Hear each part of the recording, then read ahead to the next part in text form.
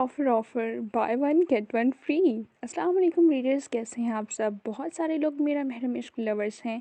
काफ़ी सारे तो इसके सीज़न 3 का भी इंतज़ार कर रहे होंगे। तो ये खबर सिर्फ मेरा महरम इश्क रीडर्स के लिए है। जिन्हें नावल पीडीएफ में चाहिए हो मुझसे रब्ता करें। मेरा महरम इश्क सीज़न 1 और 2 दोनों का पीडीएफ आपको दिया जाएगा, और जितने लोग पीडीएफ लेंगे इस हिसाब से मैं फ़ैसला करूँगी कि मैं सीज़न 3 लाऊं या नहीं।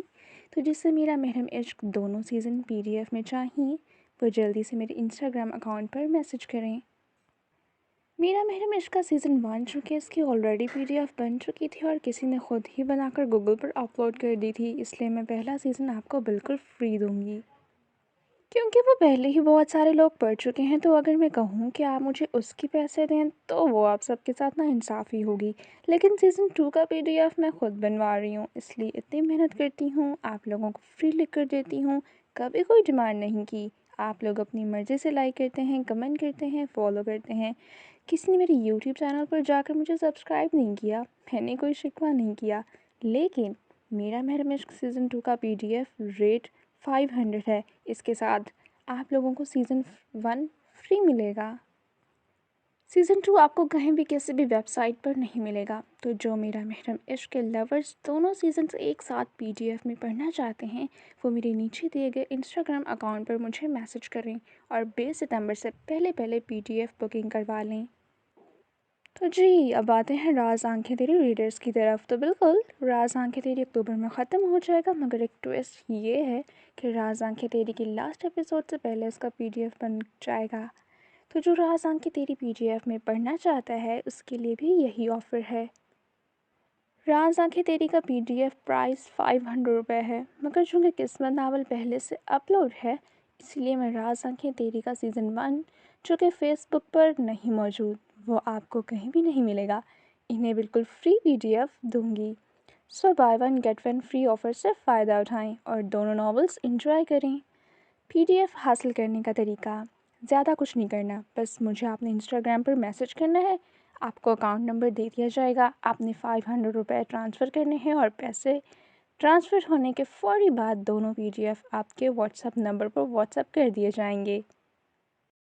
नावल मेरा महरम इश्क, किस्त नंबर 25, मुसन्फ़ा महर नूर। ज़ोया की असल हकीकत। ज़ोया के अल्फाज ने सारे कमरे में मौत जैसा सन्नाटा कर दिया। बीजान ने कुछ बेबसी और अजियत से उसके चेहरे को देखा। ऐसे मत कहो ज़ोया, उनकी आवाज़ गीली हो चुकी थी।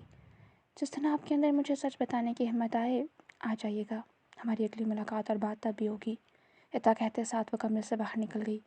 हेज़ल चंद पल ये सब समझने की कोशिश करती रही, फिर वो भी ज़ोया के पीछे बाहर निकली। वो दोनों आगे पीछे शाविला में आई। जैसे ही हेज़ल कमरे में दाखिल हुई वो अपने हाथ में कोई कागज़ पकड़े रो रही थी।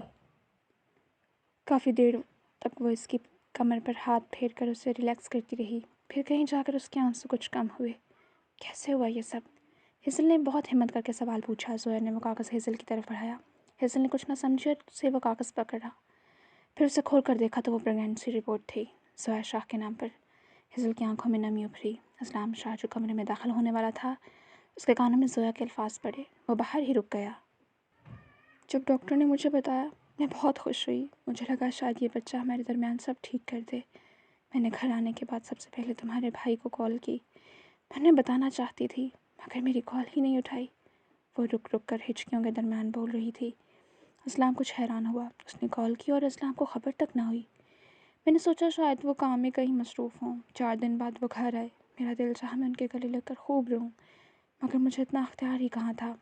मैंने सबसे पहले उन्हें यही बताना चाहा कि मैं माँ बनने वाली हूँ, मगर उन्होंने मेरी बात एक बार भी नहीं सुनी। हेज़ल, वो दोबारा फूट फूट कर रो पड़ी। हेज़ल की आंखें आंसुओं से भीगी हुई थीं। इसने ज़ोया को अपने सीने से लगाया और दरवाजे के बाहर खड़े असलाम शाह ने खुद को गिरने से बचाने के लिए दीवार का सहारा लिया। मैंने इसरार किया कि एक बार मेरी बात सुन लें। उनको गुस्सा आया और उन्होंने मुझे खुद से दूर धकेल दिया। नीचे सीढ़ियाँ थीं। मैंने खुद को गिरने से बचाने के लिए सहारा लेना चाहा, मगर मैं सीढ़ियों से नीचे गिर गई। वो सीने मेरे पेट के अंदर बहुत ज़ोर से पेवस्त हुए। मुझे बहुत तकलीफ़ हुई इज़ल। वो एक बार फिर रो पड़ी। मैंने अपना बच्चा खो दिया। वो चला गया। सिर्फ 4 दिन तक वो मेरे अंदर था और वो 4 दिन मेरी ज़िंदगी के सबसे खूबसूरत दिन थे। माँ बनने के एहसास ने मेरी सारी अज़ियतों को ख़त्म कर दिया था। मैंने अभी ज़िंदगी जीनी शुरू ही की थी कि मुझसे ज़िंदगी छीन ली गई। असलाम की आंखों से आंसू बहते हुए गालों पर फिसल रहे थे। उसने एक बार भी ये नहीं कहा कि असलाम शाह उसके बच्चे का कातिल है। कितनी आला ज़र्फ़ थी। वो इतना सब होने के बाद भी अपने शौहर की इज़्ज़त रख रही थी। और असलाम शाह ने क्या किया? हेज़ल बेयकीनी से उसे देख रही थी। लाला ऐसा कैसे कर सकते हैं? उसके लहजे में टूटा मान था। उन्होंने कुछ नहीं किया। गलती मेरी थी। प्लीज़ तुम उनसे कोई बात ना करना। वो तुम्हारे भाई हैं। उनको अपने भाई की नज़र से देखो, मेरे शौहर की नज़र से नहीं। मैं नहीं चाहती मेरी वजह से तुम दोनों बहन भाई के दरमियान कोई बदमज़गी हो। उसने अपने आंसू साफ़ किए, फिर अपनी हालत पर काबू पाया। आप हवेली आ जाएं। हेज़ल की बात पर वो कुछ हैरान हुई। मैं कैसे हवेली आ सकती हूँ? वहाँ मेरा कौन है ही कौन? हेज़ल कुछ संजीदा हुई। क्या मतलब क्यों नहीं आ सकती? आप इस हवेली की सबसे बड़ी बहू हैं। आप पूरे हक से वहाँ आ सकती हैं। इस बात पर ज़ोया हंस पड़ी, मगर उसकी हंसी में तकलीफ़ थी। हेज़ल, औरत अपने शौहर के दिए मान से मगरूर होती है, और जब शौहर ही मेरा नहीं तो इस हवेली की बहू बनने का हक मेरा कैसे हुआ? वो हवेली और तुम्हारे भाई पर अब मेरा कोई हक नहीं रहा। वो अपनी पहली बीवी के हैं और मेरी तरफ से वो आज़ाद हैं। जिससे मर्ज़ी शादी करके उस हवेली की बहू बना लें। हमारा रिश्ता सिर्फ कागज़ और नाम का रह गया है, और वो मुझे से अब सिर्फ नफ़रत करते हैं, और मैं उनके लिए अब कुछ भी महसूस नहीं करती। मेरा हर एहसास मर चुका है।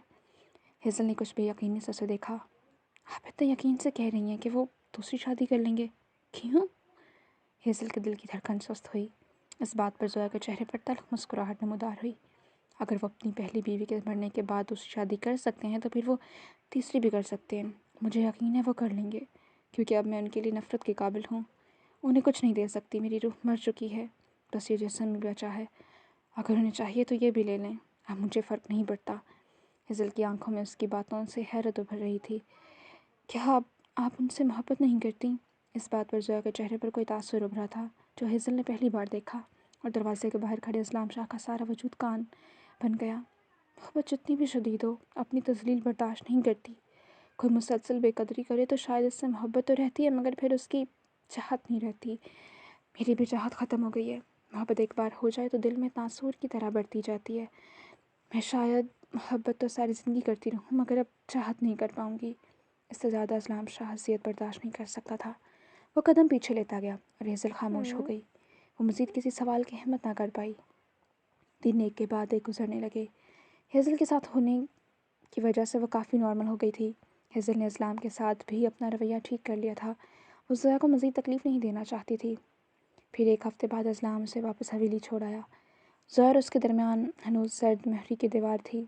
वो जब घर से निकलता तो हफ़्ते हफ़्ते घर नहीं आता था। इस तरह मज़ीद 2 माह गुजर गए। इनकी शादी को 5 माह हो चुके थे, मगर वो अजनबी हो चुके थे। ऐसे अजनबी जो एक दूसरे को जानते ही ना हों। आज 2 माह बाद बीजान ने हिम्मत की थी ज़ोया के रूबरू आने की। वो कमरे में थी जब हिना ने उसे बताया कि बीजान उससे मिलना चाहती हैं। वो सीढ़ियाँ उतरती हुई नीचे आई। रॉयल ब्लू कलर की फ़्रॉक में वो बालों की चुटिया कर रखी थी, जो कमर से नीचे तक आ रही थी। उसके काले सीधे लंबे बाल, जिनमें भूरे रंग की आमेज़िश थी, वो खूबसूरत लग रही थी। चेहरा पहले से कुछ बेहतर लग रहा था। वो आई और बीजान के सामने सोफ़े पर बैठ गई। बीजान ने चंद पल उसके चेहरे को देखा, फिर अपने हाथ में मौजूद एक एनवेलप ज़ोया की तरफ बढ़ा दिया। तुम जानना चाहती थी कि ना कि तुम्हारी असलियत क्या है? तुम कौन हो? किसकी बेटी हो? और ज़ोया कुरैशी की क्या हकीकत है? तुम्हारे हर सवाल का जवाब इस लिफाफे में कैद है। तुम्हारे बाबा ने कहा था कि अगर तुम्हारी ज़िंदगी इस मोड़ पर पहुंच जाए कि हालात ख़राब हों, तब मैं तुम्हें ये दे दूँ। और ज़ोया के दिल की धड़कन सुस्त हुई। उसने अपने कँपकँपाते हाथ उठाए और उस लिफाफे को पकड़ा। उसके हाथों में कँपकँपाहट के साथ बेताबी भी थी। ज़ोया ने बहुत मुश्किल से उस लिफाफे को खोला, फिर उसमें मौजूद चीज़ बाहर निकाली। एक ख़त था और कुछ तस्वीरें। ज़ोया ने सबसे पहले वो तस्वीरें देखीं और उसकी आंखें हैरत से फैल गईं। बीजान उसके सामने बैठी उसके तासुर नोट करती रही थी। वो तसल्ली करके आई थी कि इस्लाम अभी घर में नहीं है। ज़ोया ने बहुत देर के बाद अपने सुन हाथों को हरकत दी और वो ख़त उठाया। उसके बाहर 5 लफ्ज़ लिखे थे, हमदान कुरैशी की तरफ से। ज़ोया ने अपनी उंगली फेर कर उन लफ्ज़ों को छुआ, फिर कांपते हाथों से उसे खोला। इसमें ज़ोया के लिए एक तवील पैगाम था। ज़ोया ने पढ़ना शुरू किया। मैं हमदान कुरैशी हूँ, तुम्हारा बाप। मुझे इस बात से फ़र्क नहीं पड़ता कि तुम मेरी असली बेटी नहीं हो। मुझे तुम सबसे बहुत मोहब्बत है, मेरा बच्चा। ज़ोया की आंखों से आंसू बहने लगे। बिलवा सिर्फ खूबसूरत नहीं थी, वो खूबसूरत भी थी, बाहया थी, مجھے اس کی اجڑی بلی آنکھوں سے عشق ہو گیا تھا۔ نکاح کے بعد میں اسے اپنے ساتھ لندن لے گیا، مگر نکاح خفیہ طور پر کیا گیا تھا، اس لیے صرف میری بہن اور بلوشہ کا بھائی المیر باخبر تھے۔ وہ بہت اچھی بیوی تھی۔ 1 سال بعد اللہ نے ہمیں ایک بیٹی سے نوازا۔ اس کی آنکھیں بالکل بلوشہ جیسی تھیں۔ میں نے اس کا نام زویا قریشی رکھا۔ وہ بہت خوبصورت تھی، مگر تم سے کچھ کم۔ خیر، 3 سال بعد ہم واپس پاکستان آئے۔ ننھی سی زویا نے مجھ سے کہا کہ وہ اپنے دادا دادی کی قبر پر جانا چاہتی ہے۔ میں اسے اپنے ساتھ لے گیا اور پیچھے وہ دردناک حادثہ ہوا۔ میں نے اپنی بیوی کو کھو دیا۔ زویا بہت روئی، اپنی ماں کے پاس جانے کی ضد کرنے لگی۔ میں نے اسے بہت مشکلوں سے سنبھالا۔ میں ڈاکٹر سے ملا، انہوں نے بتایا کہ مجھے اللہ نے ایک اور بیٹی سے نوازا، مگر بچی اپنے ننیال والوں کے پاس ہے۔ مجھے المیر نے کہا کہ ابھی میں واپس چلا جاؤں، جب صحیح وقت آئے گا تو وہ مجھے خود بلا لے گا۔ میرے اندر کون سی جنگ چل رہی تھی کوئی نہیں جانتا تھا، مگر میں چلا گیا۔ اپنی ایک بیٹی اور بیوی کو چھوڑ کر جانا ایسا تھا جیسے میں نے اپنی روح چھوڑ کر جا رہا ہوں۔ میں نے پتہ کروایا۔ اس حادثے کا جب مجھے پتہ چلا کہ میرے بھائی بھابھی نے میری بیوی کو مروایا تو میرا دل چاہا میں سب کچھ تباہ کر دوں، مگر مجھے ہوش سے کام لینا تھا۔ میں نے خود کو ان سے دور کر لیا۔ پھر میں اپنے بھائی کی دولت کو کھوکھلی کرنے لگا۔ وہ کوئی بھی کاروبار کرتا میں وہ ہر کام فلاپ کروا دیتا۔ انہوں نے میری بیوی کو مروایا تھا، اسی دولت کی خاطر مروایا تھا۔ مجھے ان کو اتنی آسان موت نہیں دینی تھی۔ میں نے ان کا سارا بزنس تباہ کر دیا اور وہ بہت ساری بیماریوں کے مریض بن گئے۔ میں انہیں آہستہ آہستہ مارنے لگا۔ پھر 3 سال بعد میں دوبارہ پاکستان آیا، مگر اس کے بعد جو ہوا اس نے بہت ساری زندگیوں کو بدل دیا۔ کیا تم وہ داستان سننا چاہو گی؟ زویا قریشی کی اصل حقیقت۔ زویا کی آنکھوں سے آنسو بہتے کاغذ پر جذب ہو رہے تھے۔ اس نے کچھ پل گہرے سانس لیے، اپنی آنسو صاف کی، اور جیسے جیسے زویا سچائی پڑھ رہی تھی اس کے چہرے کا رنگ سفید پڑ رہا تھا۔ بی جان اس کے سامنے بیٹھی اسے ہی دیکھ رہی تھی۔ زویا نے سارا سچ پڑھ لیا، کہانی ختم ہو گئی۔ وہ جان چکی تھی کہ وہ کون ہے۔ یہ کیسا سچ تھا؟ اس کی زندگی کی حقیقت تھی۔ زویا کے ہاتھوں سے وقت چھوٹ کر جھولی میں گرا، اور وہ اب تک بے یقین تھی۔ اس سچ نے تو زویا قریشی کی ساری ہستی مٹا کر رکھ دی تھی۔ وہ کافی دیر تک ساکت بیٹھی اس حقیقت کو تسلیم کرنے کی کوشش کر رہی تھی۔ پھر اس نے اس بے یقینی سے چہرہ اٹھا کر بی جان کو دیکھا۔ بی جان نے اس کے آنکھوں کے سوال اور حیرت کو دیکھ کر ہاں میں سر ہلایا۔ وہ کچھ پل انہیں دیکھتی رہی، پھر وہ قہقہ لگا کر ہنس پڑی۔ اس کی ہنسی میں سارے زمانے کا کرب تھا۔ بی جان نے ٹوٹے دل کے ساتھ اس کی یہ حالت دیکھی۔ یہ میری حقیقت ہے، وہ ہنستے ہوئے بہت مشکل سے بولی۔ بی جان نے دوبارہ ہاں میں سر ہلایا۔ وہ صوفے پر اپنا سر پھینک کر ہنستی گئی۔ اس کی آنکھوں میں ہنسنے کی وجہ سے پانی آ گیا تھا۔ کافی دیر کے بعد اس نے اپنی ہنسی پر قابو پایا۔ زندگی نے تو میرے ساتھ بہت گھٹیا مذاق کیا ہے، اتنا کہتے ساتھ وہ ہنستی گئی۔ بی جان کے دل پر گرہیں مزید گہری ہوئیں۔ اسلام شاہ کچھ دنوں سے کام کے سلسلے میں شہر سے باہر گیا تھا۔ وہ آج ہی واپس آیا تھا۔ جب وہ کمرے میں آیا تو حیران رہ گیا۔ زویا کہکے لگا کر ہنس رہی تھی۔ اسے حیرانی ہوئی۔ وہ اس کے پاس آیا۔ وہ بیڈ پر بیٹھی ہنستی جا رہی تھی۔ اسلام کو اس کی دماغی حالت پر شبہ ہوئی۔ وہ اس کے پاس آیا اور بالآخر 3 مہینوں بعد اسے کندھوں سے پکڑا۔ زویا کی ہنسی رک گئی۔ ہنس ہنس کر اس کی آنکھوں میں پانی آ گیا تھا۔ آج وہ مسکرا کر اسلام کو دیکھ رہی تھی۔ تم ٹھیک ہو؟ وہ اس سے سوال پوچھ رہا تھا۔ زویا دوبارہ ہنسنے لگی۔ اس طرح کیوں ہنس رہی ہو؟ زویا کچھ پل بعد اپنی ہنسی روکتی ہوئی آنکھیں صاف کرنے لگی، اس کی طرف دیکھا اور دوبارہ ہنسنے لگی۔ اسلام نے کچھ حیرانی سے اسے دیکھا، پھر اسے زور سے جھنجھوڑا۔ چپ، ایک دم چپ، پاگل ہو گئی ہو؟ اور زویا نے ہاں میں سر ہلایا۔ پاگل کرنے والے یہ پوچھ رہے ہیں، اور اسلام کے ہاتھ پہلو میں آ گرے۔ ایسے اگر میں مر جاؤں تو سکون آ جائے گا آپ کو؟ اس سوال سے اسلام کی آنکھوں میں حیرت ابھری۔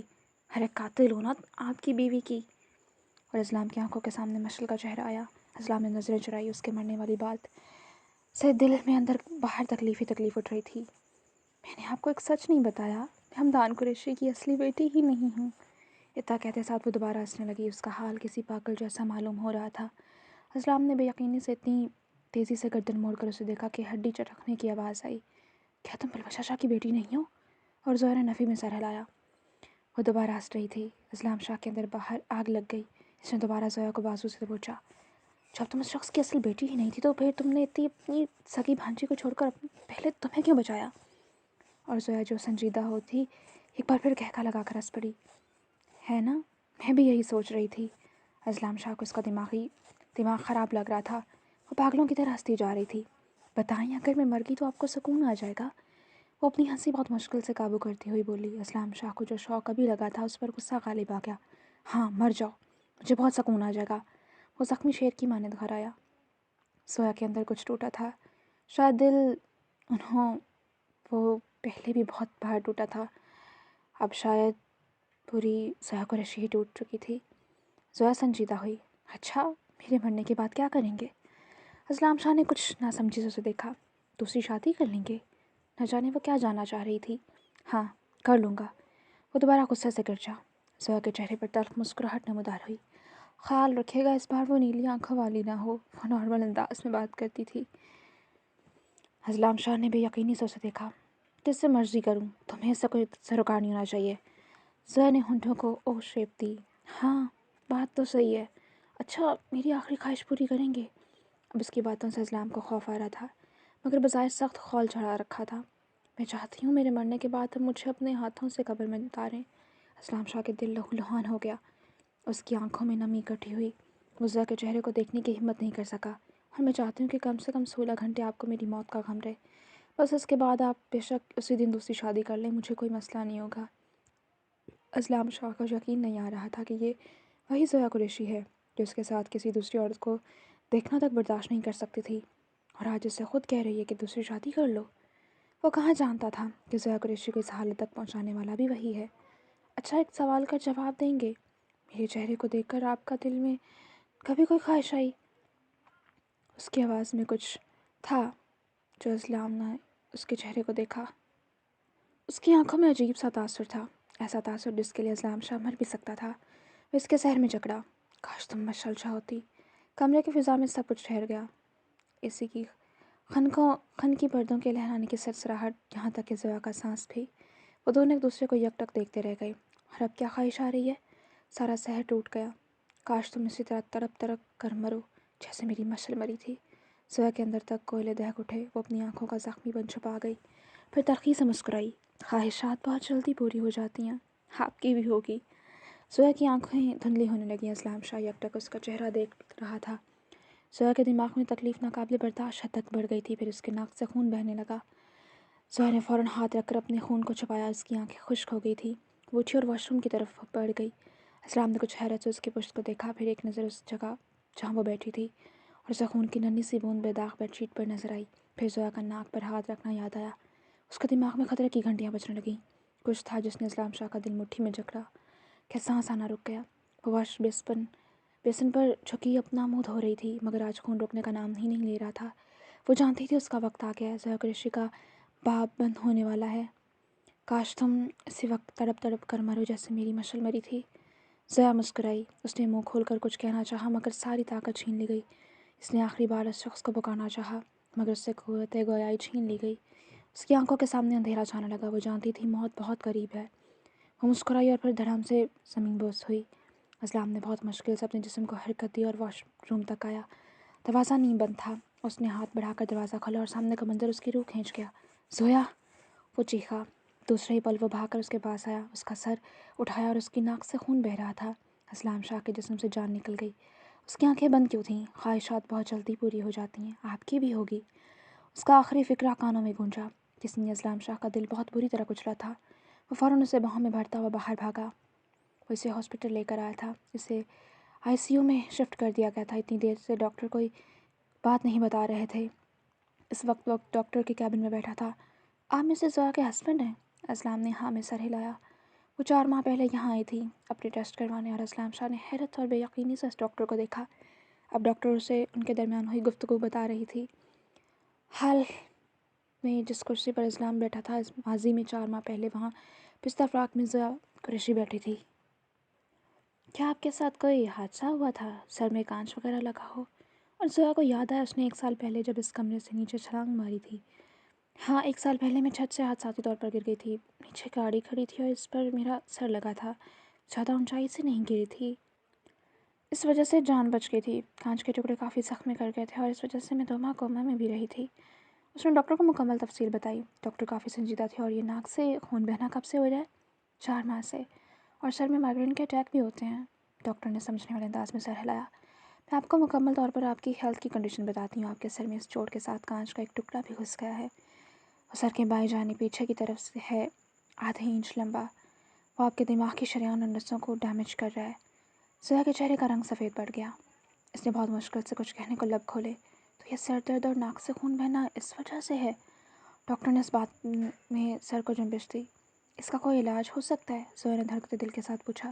ڈاکٹر نے اس بات میں سر ہلایا۔ ٹیکنالوجی بہت ترقی کر چکی ہے، علاج تو ہے، ہمیں آپ کے سر کی سرجری کر کے وہ کانچ کا ٹکڑا نکالنا ہوگا، مگر اس مگر کے ساتھ زویا کے چہرے پر خوف آیا۔ مگر کیا؟ ڈاکٹر کچھ سنبھل کر بات کر رہی تھی۔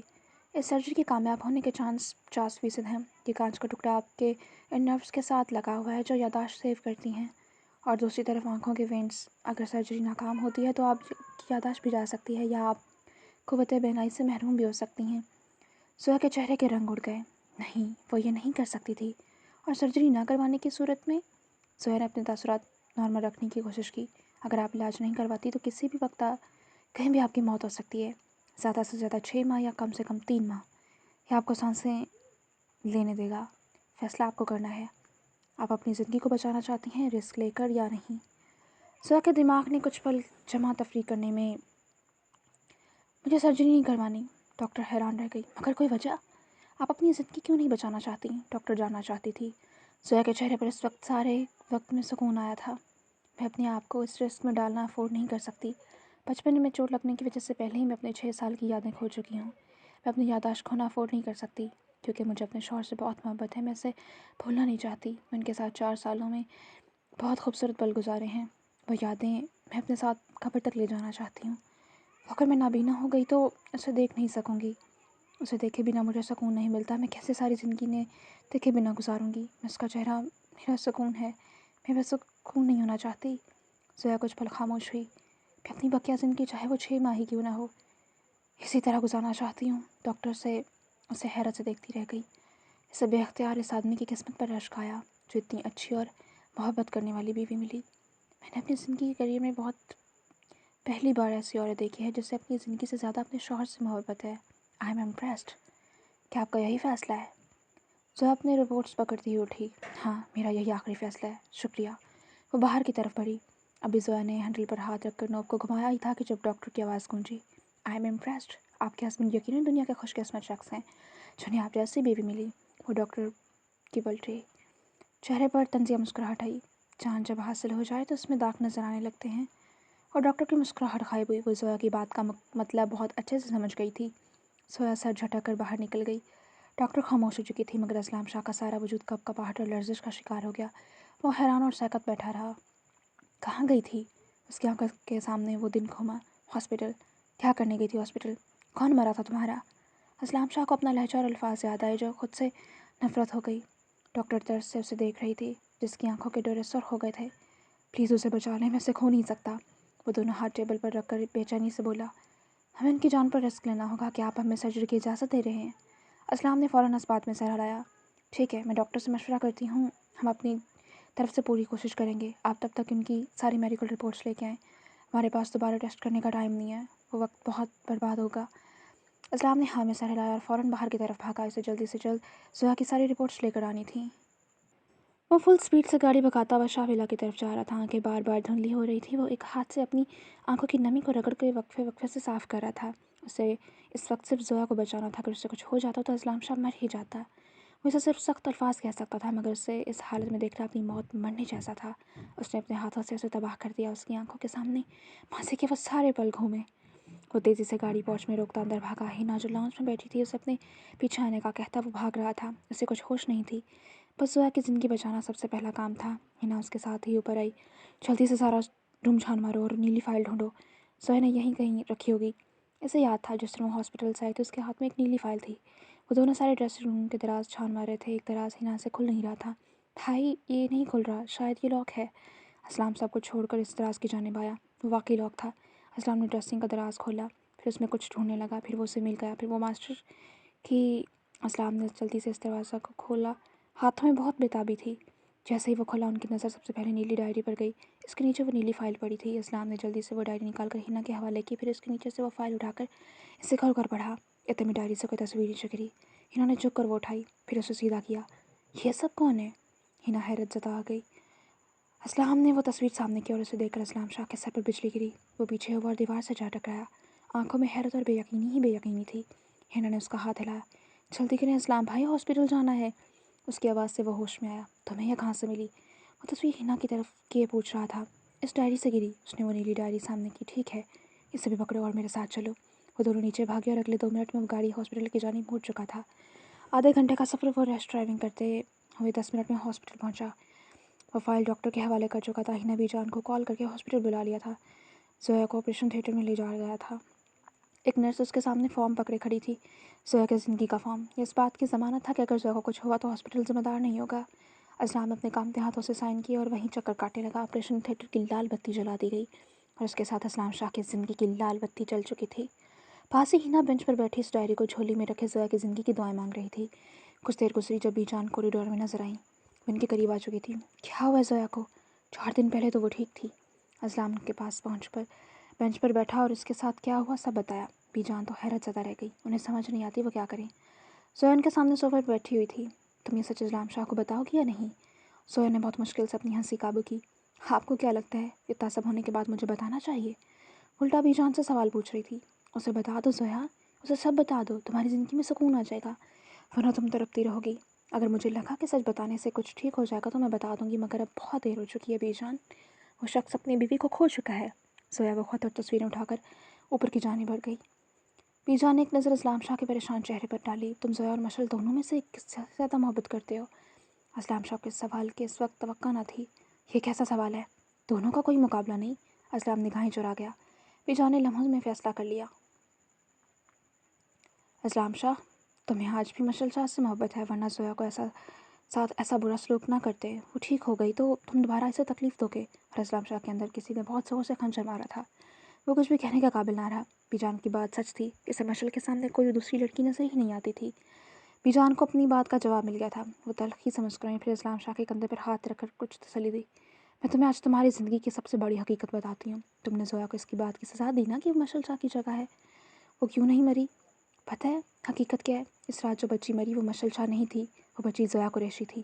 ہاسپٹل کا سارا کوریڈور برف کی طرح جم گیا۔ اسلام شاہ پتھر کی مورت بنا رہ گیا، اس کا سارا جسم ساکت ہو گیا، آسمان اس کے سر پر پھٹتا تھا۔ تم نے کہا تھا نا کہ حمدان قریشی مشعل کو بھی بچا سکتے تھے۔ انہوں نے سالوں پہلے جس لڑکی کو اس رات بچایا وہ زویا قریشی نہیں، مشعل شاہ تھی۔ اندر جس لڑکی کی سرجری چل رہی ہے وہ زویا قریشی نہیں، مشعل شاہ ہے، تمہاری پہلی بیوی۔ وہ حمدان قریشی کی بیٹی نہیں، بھانجی ہے۔ بی جان کے الفاظ نے اسلام کے جسم سے سارا خون نچوڑ لیا تھا۔ ان کے الفاظ نہیں دہتے ہوئے کوئلے تھے جو اسلام شاہ کے اندر تک اتر گئے تھے۔ اس کا سانس سینے میں اٹکا تھا۔ وہ کبھی مری ہی نہیں تھی، وہ زندہ تھی۔ وہ جو اندر زندگی اور موت کی جنگ لڑ رہی ہے وہ زویا قریشی نہیں، مشعل شاہ ہے۔ کوئی نیزہ تھا جو اسلام شاہ کے جسم کے آر پار ہوا۔ تم نے 16 سال پہلے مشعل کو نہیں کھویا تھا، تم اب اسے کھونے اور پانے کے درمیان لٹک رہے ہو۔ بی جان نے وہ ڈائری اٹھائی اور اسلام کی جھولی میں رکھ دی۔ وہ جس دن مری تھی، میں تم سے پہلی بار ٹکرائی، اس نے مجھ سے ایک سوال پوچھا کہ اس شخص نے مجھے اپنا ہاتھ لگایا، مجھے اس کا لمس سکون اور تحفظ کا احساس کیوں دے رہا تھا، حالانکہ وہ تو نامحرم ہے۔ جانتے ہو میں اس دن سمجھ گئی تھی کہ وہ شخص اسلام شاہ ہے، کیونکہ وہ تمہاری بیوی تھی، اور محرم ہاتھ لگائے اور لمس نامحرم کا کیسے محسوس ہو سکتا ہے۔ اس دن سے اس نے یہ ڈائری لکھنی شروع کی تھی۔ اسے لگتا تھا وہ سب سے چھپا کر یہ کام کر رہی ہے، مگر میں نے اسے ماں بن کر پالا ہے۔ ہر ماں کی نظر اپنے بچے کی ساری حرکتوں پر ہوتی ہے۔ اسے پڑھ لو، تم جان جاؤ گے کہ وہ سالوں سے کیسی زندگی جیتی آئی ہے، تم اس کی زندگی میں اپنا مقام بھی جان جاؤ گے۔ بی جان خاموش ہو چکی تھیں، پھر حنا کے ساتھ کچھ دیر جا کر دوسرے بینچ پر بیٹھ گئیں تاکہ وہ سکون سے اس ڈائری کو پڑھ سکے۔ اسلام شاہ تو اب تک اس حقیقت کو پروسیس کرنے کی کوشش کر رہا تھا کہ وہ اس کی مشعل شاہ تھی۔ ہاں، وہ اس کی مشعل کا عکس نظر آئی تھی۔ اس کی آنکھوں کے سامنے پچھلے 4 سال چلنے لگے۔ کاش تم مشعل شاہ ہوتی۔ خواہشات بہت جلدی پوری ہو جاتی ہیں، آپ کی بھی ہو گئی۔ اور زویا جس خواہش کی بات کری تھی وہ اسلام شاہ کی یہ خواہش تھی۔ آنسو اس کی آنکھوں سے بہتے گئے۔ وہ شخص جیسے کوئی مات نہیں دے سکا، ہاں جیسے اسے سچ نے مات دے دی۔ اسے کوئی شک نہیں تھا کہ وہ زویا مشعل نہیں ہو سکتی تھی۔ اگر بی جان نے کہا ہے تو یہی سچ ہے۔ اوہ خدا، اس نے اپنی سنو وائٹ پر ہاتھ اٹھایا۔ اس کے ساتھ حیوانوں سے بھی بدتر سلوک کیا، اسے زمین پر دھکا دیا تو بالکنی میں بھی۔ وہ جسے اتنی تکلیف دے رہا تھا وہ اس کی مشعل تھی۔ کاش میں زویا قریشی نہ ہوتی، کاش میں مشعل شاہ ہوتی۔ اس کی بے بس اذیت زدہ آواز کانوں میں گونج رہی تھی۔ اس نے جس عورت سے سب سے زیادہ محبت کی، اسی عورت کو توڑ دیا۔ وہ اس کی زندگی میں آنے والی پہلی عورت تھی۔ جاری ہے۔